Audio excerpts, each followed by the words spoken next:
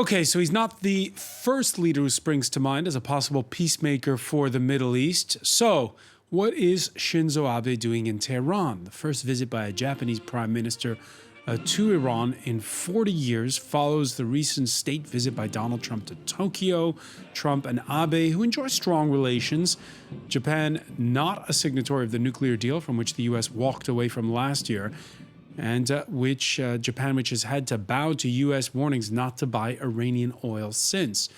By the way, it's not just Japan that's getting into the act, it seems. The U.S. Secretary of State was in Switzerland at the start of the month. The Swiss, who since 1979 have quietly left the light on in Tehran for the Americans, acting as their go-between with the Islamic Republic.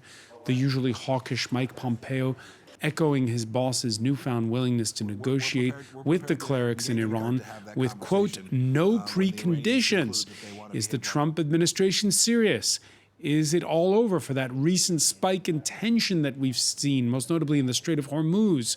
And where does it all leave Saudi Arabia and its Gulf Cooperation Council allies, who last week in an emergency summit effectively announced their policy was Washington's policy when it came to applying what the Trump administration calls maximum pressure on the Iranians? Is Trump willing to shrug off his most hawkish allies in the region, the Saudis and the Israelis, to try and actually do a deal with Tehran? Today in the France 24 debate, we're asking if we're on the brink of peace. Joining us from Fairfax, Virginia, Trita Parsi, the founder of the National Iranian American Council Advocacy Group, the author of Losing an Enemy, Obama, Iran, and the Triumph of Diplomacy. Thank you for joining us. And we welcome from Beirut, Carol Malouf, Khattab, journalist, investigative reporter. Thank you for being with us. Thank you for having me. The France 24 debate on Facebook and on Twitter, hashtag F24debate. Yeah, the year was 1978. The Shah was still in power, and Takeo Fukuda was the prime minister of Japan. That was the last time a Japanese leader visited Iran until now. Shinzo Abe touching down in Tehran for a visit where he'll meet the supreme leader on Thursday. Abe, who appeared to get the blessing to play mediator from Donald Trump at the end of last month. What kind of hopes, Trita Parsi, do you have in this visit?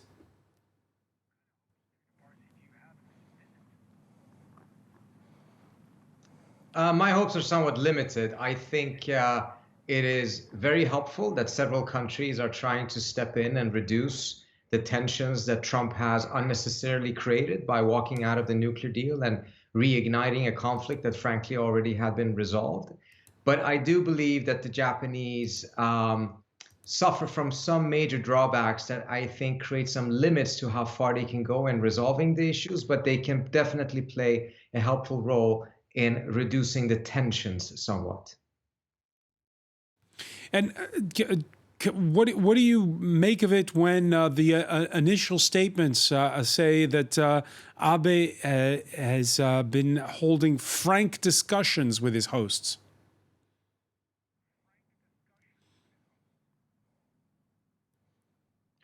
Well, there's a lot to disagree on. From the Iranian perspective, they're being asked to come back, renegotiate a deal in which they actually have abided by the agreement. The United States has not. They have been punished for having agreed to that agreement and for having abided by the agreement. The United States is beyond that also punishing other countries such as Japan and France for living up to that agreement. And the Iranians are making the argument that why on earth should they trust the United States? Trump has proven himself to be completely untrustworthy.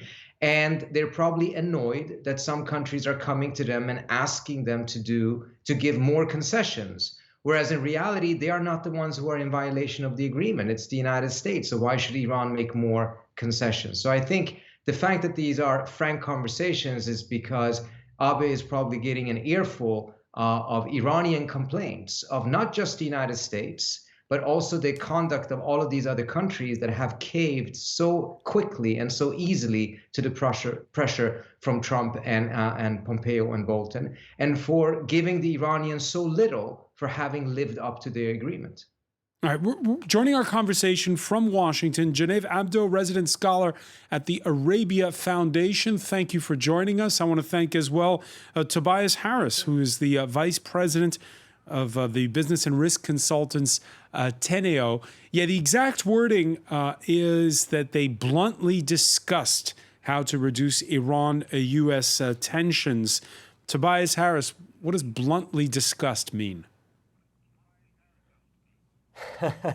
I mean, as Trita said, there are some big issues here between the U.S. and Iran, and also, of course, between various U.S. allies in the region. And so, of course, Prime Minister Abe is coming in. He has, I think, good relations with pretty much every country involved here. With the United States, with Iran. Before this visit, he's also consulted with the Israeli government, with the Saudis, with the UAE, and so he is coming, trying to. Look at really, frankly, a wide-reaching conflict across the region, and trying to find a way to get everyone back to the table. And also, he's also coming, of course, as the leader that's going to host the G20 in a few weeks. So I think that's where Abe comes into this, trying to at least get both sides talking. But I don't see how. How Abe can be much more than a go-between between these various parties. I don't see how Abe can really change the behavior of any actor. He'll bring as well, I guess you could say, a little bit of history, because his father met the Supreme Leader Khamenei back in the 1970s during a visit to Japan. Yeah, and in fact, when Abe was serving as his father's foreign minister, and he was serving as his father's secretary, and they made a trip to, I believe, to Iraq and Iran during the war in the 1980s, to try to mediate a settlement. And so, with Abe, there's always a little bit of personal history. We've seen this with Russia. We've seen this in other diplomatic initiatives. And, that he's always trying. To complete unfinished business, so to speak, from his family's history, and also to try to find a bigger role for Japan on the world stage. In this case, though, it's hard to know what he's really bringing to the table. Is this, as some have said, for domestic consumption, for the Japanese public to show, hey, I can be a player on the world stage? It's not just for domestic consumption, but I think that's a big part of it. Abe faces elections in July for the upper house. And it always, I think, looks good before the public when Abe is standing tall on the world stage, showing that he has given Japan a more visible role. The G20 is going to be a big part of that. It's a few weeks before those elections. So here's Abe welcoming world leaders, and in this case, trying to solve a very thorny problem, frankly, and one that obviously has interest. Japan's interests are at stake. If Japan can make some difference on the margins, that's going to look good for Abe. But really, I think there's also a case that Abe doesn't really have anything to lose in trying to find a way forward here. Now, Abe's visit comes to Tehran comes the same week that Germany's foreign minister was in the Iranian capital. Heiko Maas, the highest-ranking diplomat from the nations that are signatories to that Iran nuclear deal of 2015, to visit since the recent spike in tensions we've witnessed. Naturally, the U.S.-imposed oil embargo was paramount to the German foreign minister's hosts. What is absolutely imperative is that the economic war that President Trump has himself said has started against Iran must cease in order for the tension to cease. Karol Maloof Khattab, your thoughts on the flurry of diplomacy we're seeing in Tehran? Yes, well, I have to pick up from where Trita left off earlier. If we're only looking at this from a nuclear deal perspective, then this is a naive and short-sighted approach that I think the Obama administration had taken before. Because what the Trump administration are looking at Iran today is Iran being a state sponsor of terrorism, especially in the region. They support Hamas in Gaza, Hezbollah in Lebanon and in Syria, Asa'ib Ahl al-Haq in Iraq, and the Houthis in Yemen. The Yemenis have been at war, supported by Iran from one side and the Arab coalition led by Saudi and the UAE from the other side. So if we look at it as a comprehensive approach, just as the Trump administration is looking at this problem, then we see why we are at the stage that we are in, why they pulled out of the nuclear deal. They said it wasn't good enough. And to single out the nuclear deal without looking at what Iran has been doing in the region is a bit naive, as I had said. Also, on the other hand, we have to bear in mind that the Iranians have always looked at the element of time. It has always played to their advantage. So they are the inventors of the chess game. They weave carpets. They're very patient when it comes to diplomacy, when it comes to dealing with matters at hand. And they always know that different administrations might come with different agendas. So they always play on this element. And as you said, having the Swiss interfere, and now the Japanese, and we also heard from the Qatari foreign minister, whose his country has been trying to bridge some of the gaps between the GCC countries and Iran. They've also stepped in to try to negotiate some appeasement between the parties. But we see that the GCC, led by Saudi Arabia and the UAE, are have put their foot down, and they're quite serious about taking things with Iran to the next level. Carol, picking up on your first point, you mentioned how the problem with that 2015 nuclear agreement is it only addressed one issue, whereas you need to have a more holistic approach. Isn't that, and that was the argument made at the time, too ambitious? It's impossible especially when you look at the list of conflicts that you've mentioned.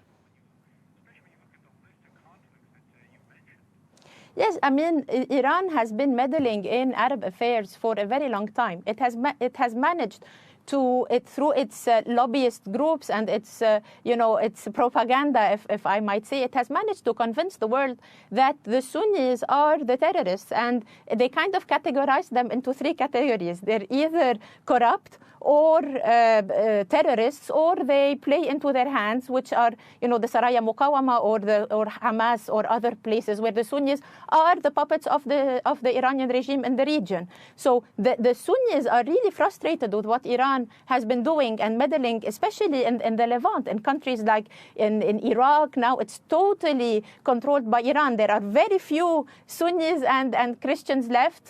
Syria, we could say the same. Iran and Russia, they divide the power over Syria, and Hezbollah controls Lebanon, plus Yemen, which is at the border of the GCC and Saudi Arabia. This is very frustrating for the Arab leaders to see that Iran has been meddling so much in Arab affairs. All right, so Carol mentioning there the mediation efforts by the Japanese Prime Minister, who's right now in Tehran, by as well. There's been this call out to the Swiss. There's been again word from the Qataris. We'll talk more about that in a while. But what does Washington actually want? The United States, you'll recall, last month talking up the deployment of the USS Abraham Lincoln, that aircraft carrier going to the Strait of Hormuz. In particular, after along with disputed claims of attacks on ships in that narrow stretch where 1/3 of the planet's seabound shipments of crude oil transit. Threats are credible, and they do impose a threat to our operations, but also to the safety and security of commerce and trade going through the Strait of Hormuz, and that's why we're here. So the U.S., on the one hand, sounding the alarm, raising the alarm, and siding squarely with its Saudi and Israeli allies when it comes to Iran. But on the other hand, there's the President Trump, who talks of no-holds-barred discussions now, and who dispatched his top diplomat to Switzerland, where since 1980, Bern has been acting as a go-between for U.S. interests in Iran. We're prepared to engage in a conversation with no preconditions. We're ready to sit down with them. But the American effort to fundamentally reverse the malign activity of this Islamic Republic, this revolutionary force, is going to continue. We're certainly prepared to have that conversation when the Iranians conclude that they want to behave like a normal nation. There's real challenges inside of Iran today. Genev Abdo, is there a change going on in Washington?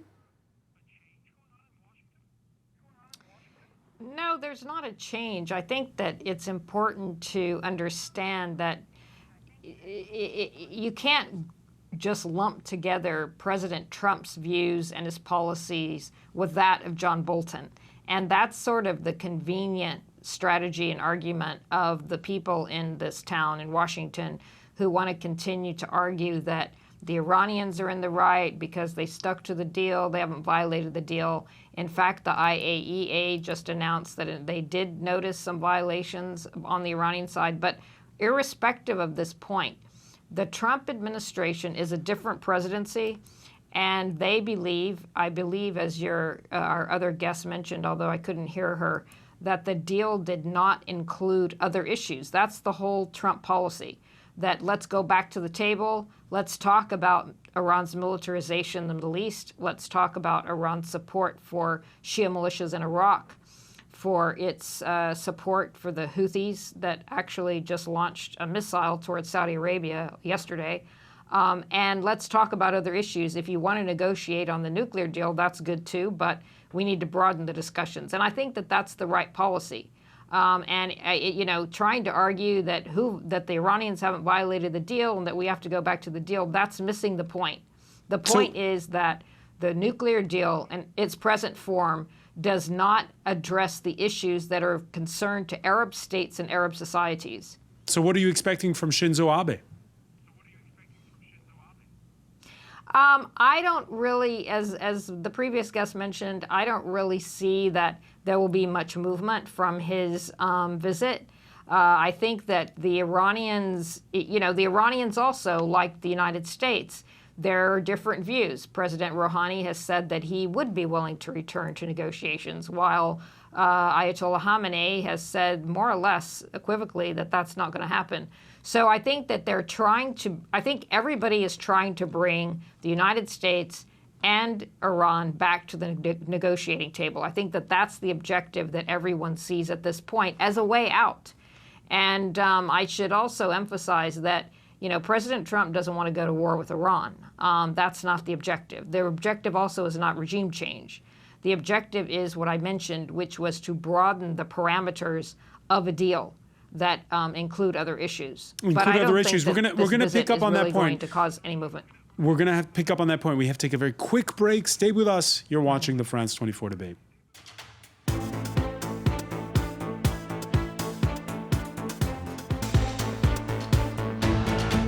Welcome back, or welcome if you're just joining us. It's the France 24 debate, and we're looking at a situation between the U.S. and Iran where just a couple of weeks ago on this very show, we were wondering, are we on the brink of war? Now we're asking if we're on the brink of peace, or certainly on the road to a thaw, what with right now the Japanese prime minister in the Iranian capital. Talking about it with us from Fairfax, Virginia, Trita Parsi, the founder of the National Iranian American Council and the author of Losing an Enemy, Obama, Iran, and the Triumph of Diplomacy. From Washington, D.C., Genev Abdo, resident scholar at the Arabia Foundation, also in the U.S. Capitol. Tobias Harris, vice president of business and risk consultants, Teneo. And from Beirut, Lebanon, journalist Carol Malouf Khattab. Trita Parsi, just before the break, you heard Genev Abdo talk about the fact that there should be a wider remit, and it's all about getting to the bargaining table.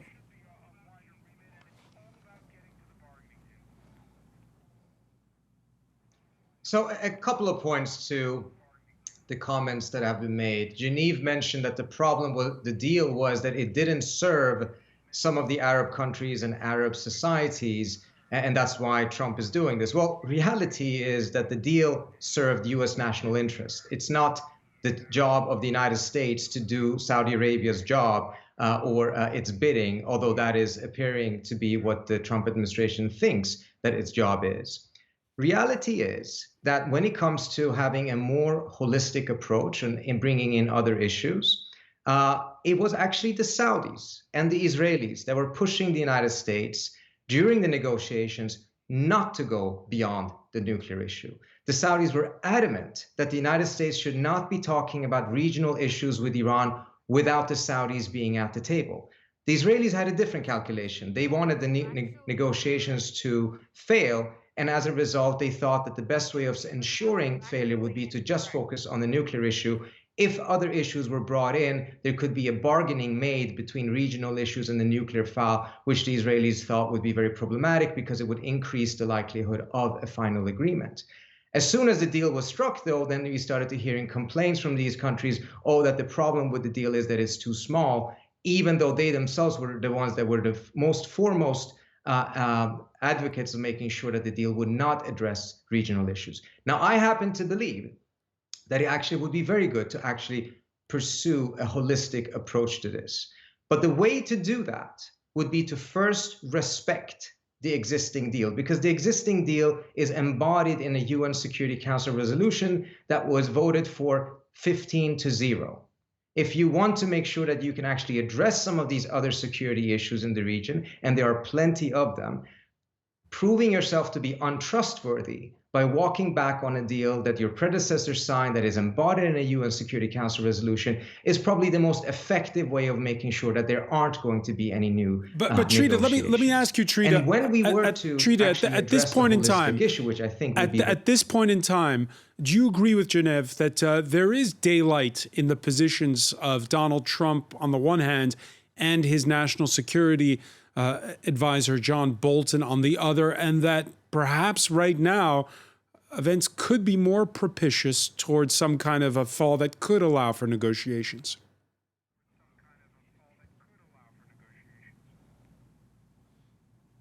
I'm not sure if I fully understood Genev's description of the Trump administration. I find it problematic when people are trying to present it as if it's sensible, whereas in reality, I think it's quite chaotic. And I don't know if that was what Geneve was trying to do. My own sense is that there is a significant difference between Trump and Bolton. I think Trump does want to have negotiations, but he has been led to believe that the way he should pursue new negotiations is to first prove himself to be untrustworthy and destroy the previous deal. I think that's the advice given by those like Bolton who want to make sure that there is no new negotiations, who want to make sure that this escalation eventually will trap Trump into a corner in which his only way out will be to take military action. I do believe that that is the intent of the Israelis and to a certain extent the Saudis as well. Part of the problem of the Saudi position is that what they want, the United States cannot deliver.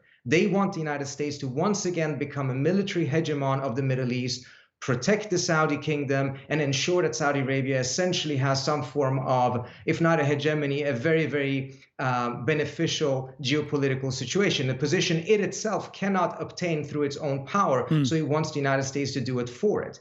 The problem is that with the chaos that exists in the region right now as a result of the Iraq war and everything else, all of these interventions, the United States doesn't have the capacity to do that any longer. It's too weak to be able to play that role. And also because of other global geopolitical developments, it really doesn't lie in the US's interest to throw more resources at the Middle East because nothing good seems to be coming out of it anyways. And the US actually is facing some real challenges, global challenges, further to the east in Asia that it is completely neglecting because the Saudis and the Israelis are constantly trying to make the United States to pay only attention to the Middle East.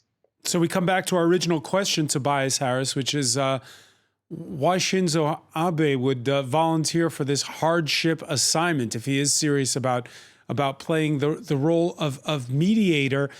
Your thoughts on what may have been discussed? I don't know, maybe you have a fly on the wall that reported back to you after that recent state visit by Trump to Japan.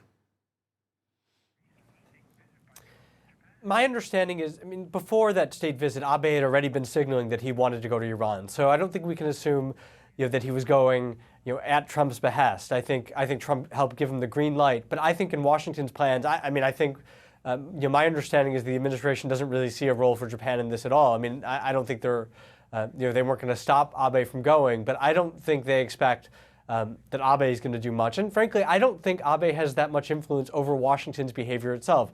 Japan's struggling enough just to change, to change U.S. behavior as far as Japan is concerned in trade negotiations. it's very unlikely that Japan is going to convince Washington to take a different approach to Iran, to return to the nuclear deal, really to come to the table in a really sustained way. And again, that plays into these divisions within the administration as far as negotiations with Iran is concerned. And we've also seen those same divisions play out with North Korea, where Trump says he wants to talk with Kim Jong-un. He loves meeting with him. He's got a great relationship with him. But there are plenty of people in Trump's administration, starting with the National Security Advisor, who don't really see the point in negotiating with North Korea, who want maximum pressure, and are prepared, really to at least wield the threat of force, if not actually go to war with North Korea, and see maximum pressure as the way to go. So there's no reason to think that Japan is going to find a way through those divisions within the Trump administration and really get the U.S. to commit to a sustained diplomatic effort. Japan, like China, like India, importers of Iranian oil. How's it viewed, those sanctions in Tokyo? I think Tokyo was certainly troubled when the U.S. indicated that it was going to start implementing those sanctions on countries importing oil from Iran. I think that was and Japan does not import very much. It's it's a relatively small share of its oil imports, but Japan wants diverse sources of oil. It has long relations with Iran. It doesn't want to break those relations. It obviously wants to avoid being sanctioned by the United States. Want to get into any sort of scrap with the United States on this issue. So Japan is in an uncomfortable position. At the end of the day, I think Japan is not going to cross the United States. I think the relationship with the United States is far more important than its relationship with Iran. But Japan likes having an independent position in the Middle East and has had that position for a long time. It wants to find a way to preserve those diverse sources of energy imports. So Japan is just trying to balance these various positions, and so therefore it does make sense that Abe would try to find a way to de-escalate tensions, to find a way to get the United States to pull back some of its sanctions. But again, Washington has its own mind on this, and I don't see Japan being able to change that. All right, a diplomatic flurry that may or may not be a prelude to de-escalation. There are also questions over the timing this week of the liberation of Nizar Zaka. He's a Lebanese information technology specialist who holds a U.S. residency permit. There you see him with the president. He spent 4 years inside Tehran's notorious Evin prison, accused of spying. The initiative for my release started in Lebanon, and it ended in Lebanon. It was 100% made in Lebanon. This initiative has created positive regional atmosphere and prevented a lot of things that could have happened in the region. Carol Maluf Khattab, 100% made in Lebanon, the conditions for his release? I'll get to that in a minute, but I want to go back to the significance of Abe's visit. And I think the fact that Iran, a rogue, arrogant state, the fact that they accepted the mediation and accepted an envoy shows that the sanctions are biting and that they are also seeking to find a solution. So it's not just that the Americans who want the solution, it's also the Iranians. And exactly, the Nizar Zaka's release is also an act of goodwill by the Iranian regime. A lot of people said that it was brokered by the Swiss after Secretary of State Pompeo's visit to Switzerland, and it was the Swiss who had convinced the Iranians. But in order to save face, the Iranians said that they were handing him over to Hassan Nasrallah, the Secretary General of Hezbollah, as an act of goodwill. But I don't see that these moves. They didn't do that in the past 4 years during the Obama administration, while Obama was negotiating a nuclear deal. So why do these positive steps towards the international community, towards the U.S. And accepting to the mediation shows that Iran is under pressure and the sanctions are working and they are biting, and they're trying also to find an exit to the quagmire that they're in right now. Yeah, just hours before Abe's visit to Iran, Yemen's Iran-backed Houthi rebels carried out, we mentioned in part one of our discussion, a missile attack on a civilian airport. That's in southern Saudi Arabia. 26 wounded. And it's for sure that it's going to stoke the ire even more of the Saudis, who at the start of the month hosted a string of regional summits.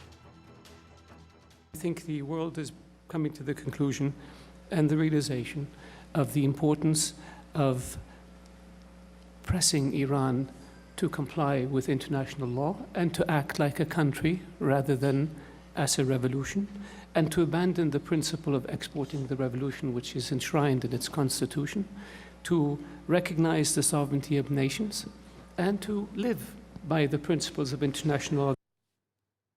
Trita Parsi, your thoughts on the fact that, well, Iran does have a lot of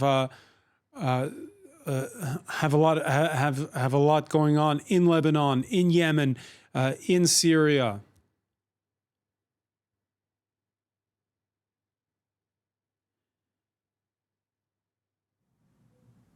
Yes, the Iranians are involved in many of these countries, as are the Saudis, as are the Americans, as are many others. It is the United States that invaded Iraq and committed the most destabilizing act that the region has seen in the last 40 years. The Saudis have been bombing Yemen to pieces, and it created the greatest humanitarian crisis that we have seen. I mean, there's missile attacks and airplane attacks on a daily basis. I find it extremely unfortunate what the Houthis did today, because it would be best if all sides stop. But the disproportion in the sense of the focus on what the Houthis are doing and the complete turning of a blind eye to the genocide that the Saudis have created in Yemen is highly problematic. And that's why I actually agree. It would be very good to have a holistic approach. But you can have a holistic approach if you first agree to abiding by what you have committed yourself to, which is the nuclear deal. And in that holistic approach, we should be addressing the fact that the Saudis have been sponsoring terrorism for so many years now. The 15 out of 19 of the terrorists that hit New York on 9/11 were from Saudi Arabia. The Saudis have been exporting Wahhabism for several decades now. It's the root of Al-Qaeda, it's the root of ISIS, it's the root of all of these different things. None of these terrorist attacks in the United States or in France, in Nice, for instance, were committed by folks that were connected to Shia movements. And there's an unwillingness in the West to take a real look at what Saudi Arabia has been doing. And I think part of the reason why the Saudis are so adamant at going after Iran right now is because it's a scapegoat. It's a way for them to make sure that the West doesn't take a look at all of the terrorism and the crimes that the Saudi government has been sponsoring. I think it would be fantastic if we had that conversation, particularly for the West, to really be able to review its own relationship with Saudi Arabia, particularly the countries that are continuing to provide weapons to Saudi Arabia as it is conducting war crimes in Yemen. And talk about what the Iranians are doing in Syria. Talk about what the Iranians have been doing in Iraq, what they have been doing in Lebanon. But if we want to have a holistic approach, it has to be holistic. We have to take a look at what all of the actors have been doing in order to come to a solution. Not this selective approach of only pointing out to what the Iranians are doing and then giving a complete pass, not only to what the Saudis have been doing, but also what the United States has been doing. Genevieve Abdo, that brings us back to what you were saying earlier about the differences between Donald Trump and his national security advisor, John Bolton. If there is, as Trump is offering, this no preconditions discussion with the Iranians, how are the Saudis going to react? Well, the Saudis, I think that, first of all, we need to correct a lot of the distortions that Trita has been advancing now for about 30 minutes. First of all, the Saudis never really were on board the nuclear negotiations that were confined to Iran's nuclear program that led us to the JCPOA in 2015. So that's the first fact. The second fact is that Trump is not necessarily arguing for the broadening of the negotiations because he's being told to do so by the Saudis. He's doing it because this is how he thinks about his policy. He thinks that the previous deal was a bad deal, which I absolutely agree with. And so he's not conducting this activity on the behest of the Saudis or any other Arab government. And when I mentioned that the nuclear deal was bad for Arab societies, it is bad for Arab societies. I mean, since sanctions began and Trump withdrew from the deal, it's definitely affected Iran's proxies in the region. I mean, Hezbollah can't pay salaries. The Hashd al-Shabi, the Shia militias in Iraq now, have been told by the Islamic Revolutionary Guard commanders that they have to start funding their own activity, those militias under their control. So it's already having an effect. So if you want to be objective about it without being ideological, the policy is actually effective if the mission is to demilitarize Iran's activities in the region. But this isn't a Saudi policy. This is a U.S. policy. You stated that Donald Trump doesn't want to go to war. Does that mean at one point or another he's going to be parting company with John Bolton, who's much more hawkish? He's already parted company with John Bolton. The New York Times did a huge article about this last week. He has already departed from John Bolton. The problem is that those who are still advocating for the ineffective and virtually dead nuclear deal are trying to argue that John Bolton represents Trump policy. And that's just simply political posturing. He has already parted ways. I just had a meeting yesterday with a former ambassador who just departed from the administration, who made it very clear that Trump's policy is not Bolton's policy. Everybody understands that, except for the people arguing that the dead nuclear deal should be revived in its current form. All right, another piece to this puzzle is Qatar. The prime minister attending at the start of the month that Organization of Islamic Conference summit that took place in Saudi Arabia, the highest level visit there since the Saudis triggered a blockade of Doha 2 years ago. But neither Qatar nor Iraq agreed to sign on to a communique denouncing Iran. Qatar's government spokesperson spoke to France 24's Sonam Chantier.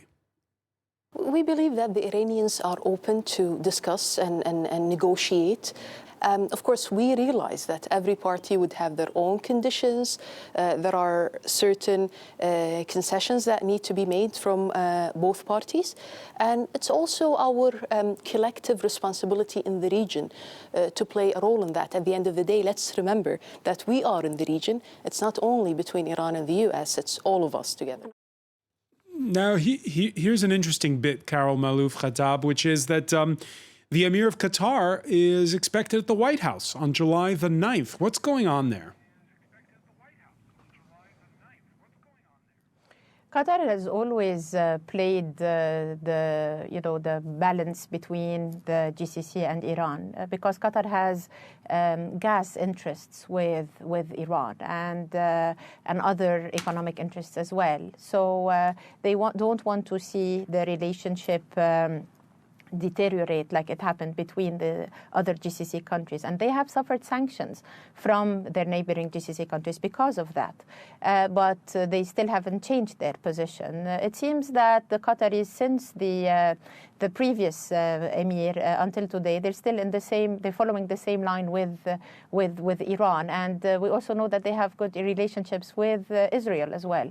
So they always try to play this role, the mediating role between the different parties, warring parties in the region. This is not new. But we've chronicled just how close relations are between Trump and the Saudi Crown Prince Mohammed bin Salman.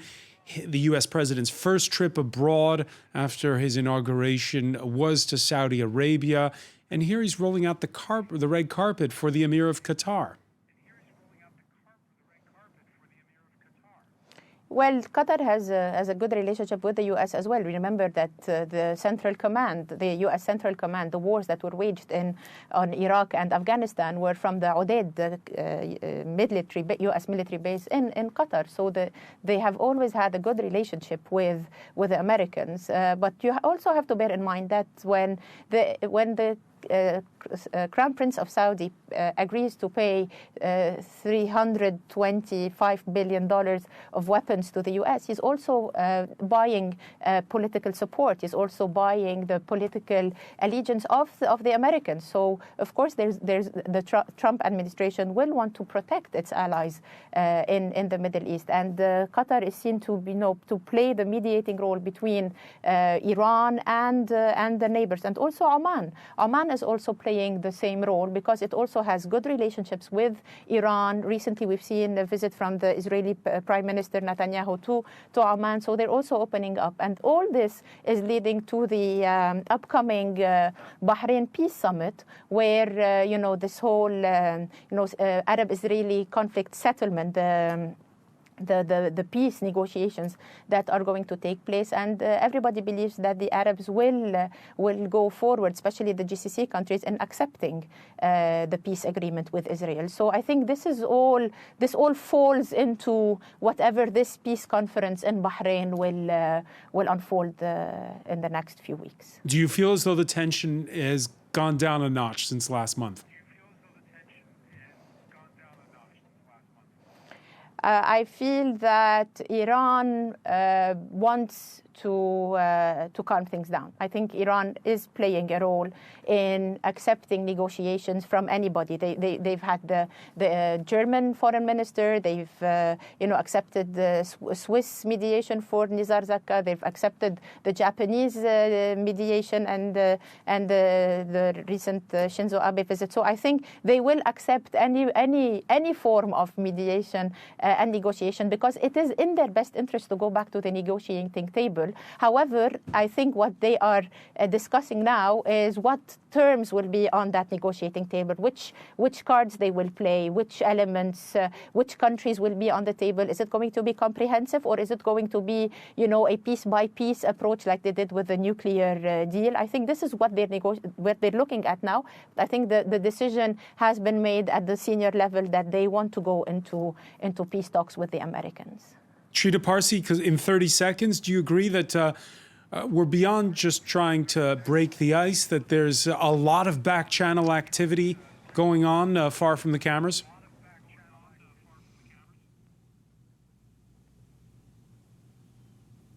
A lot of back-channel activities going on. I don't believe the narrative that was just presented is correct. However, I think the reporting in the U.S. has also made it clear that as Trump was escalating tensions, he had been told by the Israelis, the Saudis, and by Bolton that the Iranians were just going to back off. Instead, the Iranians prepared for war. And when Trump saw that, I think it spooked him a little bit, because I think he doesn't want war. He just thought this is an effective pressure strategy. And as a result, he backed off. The Abrams actually never made it to the Persian Gulf, for instance. And now both sides are trying to see, is there a way to be able to negotiate? But I don't think you're going to see any real negotiations until the United States first agrees to a couple of conditions. And some of them may actually be coming around. We'll see what's going to happen to some of the sanctions, for instance, before any negotiations begin. Trita Parsi in Fairfax, Virginia, Genev Abdo and Tobias Harris in Washington, Carol Malouf Khattab in Beirut. Many thanks for joining us here in the France 24 debate. And we'll have more Iran coverage on our website, france24.com.